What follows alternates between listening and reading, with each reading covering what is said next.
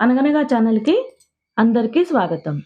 పిల్లలు, ఇప్పుడు మనం తెనాలి రామకృష్ణుని కథల నుంచి 'అష్టదిగ్గజాలలో ఒకడు' అనే ఒక కథను వినేద్దాం. ఈ బహమనీ సుల్తానులు ఇంకా బాబరు ఈ బహమనీ సుల్తానులకి సహాయం చేయడానికి నిరాకరించినందువల్ల వాళ్ళు ఓటమిని ఒప్పుకొని ఇంకా రాయలవారితోటి సంధి కుదుర్చుకుంటారనమాట. ఇంకంటే రాయలవారితో యుద్ధం జెయ్యరు. ఇంకా ఈ విజయం దక్కినందుకు అందరూ సంతోషిస్తారు. ఎందుకంటే యుద్ధం ప్రారంభం కాకముందే ముగిసిపోయింది. అంటే ఒక్క ప్రాణ నష్టం గూడా జరగకుండా ఆగిపోయింది. అందుకని అందరూ సంతోషిస్తారు. అప్పుడు అందరూ ఇదంతా రాయలవారి ప్రతిభ వల్ల జరిగింది అని జెప్పి అంటుంటారనమాట.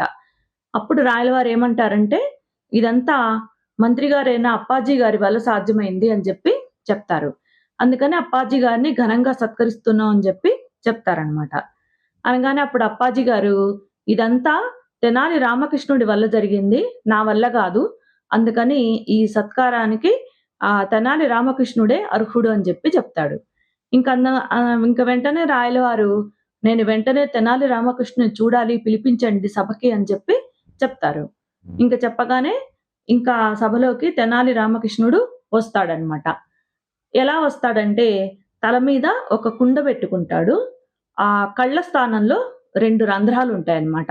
అంటే ఆ రంధ్రాలలోంచి బయటికి చూడొచ్చు. అప్పుడు రాయలవారు ఇంకా అలా రాగానే అందరూ గొల్లున నవ్వుతారు. ఇంకప్పుడు రాయలవారు అడుగుతారు, "ఎందుకు రామకృష్ణ తల మీద కుండ బెట్టుకున్నావు?" అని జెప్పి అడుగుతాడనమాట. అడగంగానే తెనాలి రామకృష్ణుడంటాడు, "మహారాజా మీరే నన్ను మీకు మొహం చూపించొద్దు అని చెప్పి చెప్పారు గదా! కానీ ఈ సంబరాలన్నీ చూడ్డానికి నేను ఇలా కుండ అడ్డం బెట్టుకొనొచ్చాను. మీకు మొహం కనిపించకూడదని జెప్పి" అనంగానే ఇంక రాయలవారు తెనాలి రామకృష్ణ నన్ను క్షమించు. నా తొందరపాటు వల్ల నీకు చాలా ఇబ్బందులు పడ్డావు నువ్వు అని జెప్పి అడుగుతారు. తర్వాత ఇంకప్పుడు మహారాజా మీరు నన్ను మీరు నన్ను క్షమించి నేను రాసిన పాండురంగ మహత్యం అనే కావ్యాన్ని మీకు అంకితం ఇస్తున్నానని జెప్పి చెప్తారు. చెప్పగానే ఇంకందరూ చప్పట్లు కొడతారనమాట సభలో ఉన్న వాళ్ళందరూ. ఇంకప్పుడు తెనాలి రామకృష్ణుడిని సత్కరిద్దామని చెప్పి అక్కడ ఒక చోట కూర్చోబెడతారు. ఒక స్థానంలో కూర్చోబెడతారు. పెట్టంగానే ఇంకప్పుడు ఆహ్, తెనాలి రామకృష్ణుడిని సన్మానం చేద్దామని జెప్పి అనుకుంటారనమాట. ఇంకా ఇంతలోకి ఈ తాతాచారులు వారున్నారు గదా! ఆ తాతాచారులు వారు లేచి, "అన్యాయం మహారాజా అన్యాయం" అని చెప్పంటాడు. అనగానే ఇంకా రాయలవారు, ఇంకా సభలోని వాళ్ళందరూ ఆశ్చర్యపోతారు. ఏం జరిగింది? ఏం అన్యాయం జరిగింది? అని చెప్పి రాయలవారు అడుగుతారనమాట. రాయలవారు అడిగితే, "మహారాజా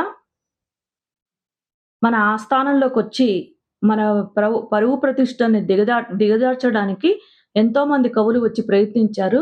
కానీ ఆ అహంకారులైన ఆ కవులందరిని తన మాట చాతుర్యంతో ఓడించి మన విజయనగరం పరువు నిలబెట్టాడు.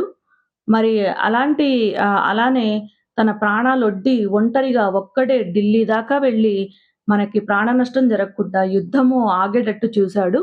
మరి ఇంత చేసిన తెనాలి రామకృష్ణునికి చిన్న సత్కారంతో సరిపోదు. మన అష్టదిగ్గజాలైన కవులున్నారు గదా! వాళ్ళల్లో ఒకడిగా ఈ తెనాలి రామకృష్ణుడిని గూడా చేర్చాలి అని జెప్పి చెప్తాడనమాట. అంటే అప్పటిదాకా ఈ తెనాలి రామకృష్ణుడు ఆ రాయలవారి ఆస్థానంలో వికట కవిగా ఉన్నాడు. అంటే అందరిని నవ్వించే కవిగా ఉన్నాడు గానీ, అష్టదిగ్గజాలలో ఒకడిగా ఉండలేదనమాట. ఇంకా ఈ పాండురంగ మహత్యం అనే కావ్యాన్ని రాసి రాయలవారికి అంకితం ఇచ్చిన తర్వాత, రాయలవారు తెనాలి రామకృష్ణుడిని అష్టదిగ్గజాలైన కవులలో చేర్చారనమాట. ఇంకా అప్పటినుంచి తెనాలి రామకృష్ణుడు గూడా రాయలవారి అష్టదిగ్గజ కవులలో ఒకరిగా ప్రసిద్ధి పొందారు. చూసారా పిల్లలు? తెనాలి రామకృష్ణుడు మొదట రాయలవారి ఆస్థానంలోకి ప్రవేశించడానికే ఎన్నో కష్టాలు పడ్డాడు. అలా అలా అని ఇంకా మనకి వెళ్ళడానికి ప్రవేశం దొరకలేదు అని నిరాశ చెంది వెళ్ళిపోలేదు. ప్రయత్నించి ఆ ఆస్థానంలోకి ప్రవేశించగలిగాడు. తర్వాత ఎంతమంది ఎన్ని అవమానాలు చేసినా గూడా తట్టుకొని నిలబడ్డాడు. ఈ తాతాచార్యుల వారు గాని, వేరే కవులు గాని అందరూ ఎన్నో ఇబ్బందులు పెట్టారు తెనాలి రామకృష్ణుడిని. కానీ ఎప్పుడూ తన సంకల్ప బలాన్ని విడిచిపెట్టలేదు. అంటే నేను ఒక కావ్యం రాసి నేను కవిగా పేరు తెచ్చుకోవాలి అనే ఆకాంక్ష, అట్లానే విజయనగర సామ్రాజ్యాన్ని రక్షించాలనే తపన, అలానే రాయల వారిని కాపాడుకోవాలనే తాపత్రయము, ఇవన్నీ తన పట్టుదలతో చేశాడనమాట. సంకల్ప బలముంటే ఎన్ని ఆటంకాలైనా గూడా మనం ఎదుర్కొని ముందుకెళ్ళగలం. అంటే ఒక్కసారిగా విజయం రాలేదు తెనాలి రామకృష్ణుడికి. ఎన్నో ఆటుపోటలు ఎన్నో కష్టాలు, ఎన్నో సమస్యలు, ఎన్నో వాటిని తట్టుకొని ఎన్నో అవమానాలు గూడా. అంటే ఏదైనా అవమానం ఏదో ఒకటి ఎదురవ్వంగానే వెనక్కి వెళ్ళిపోకూడదు. మనలో మనలో ఆ బలముంది. మనలో ఆ పనిని సాధించగల ఉన్నప్పుడు మనం అవమానాలు వేటిని లెక్క చేయాల్సిన అవసరం లేదనమాట.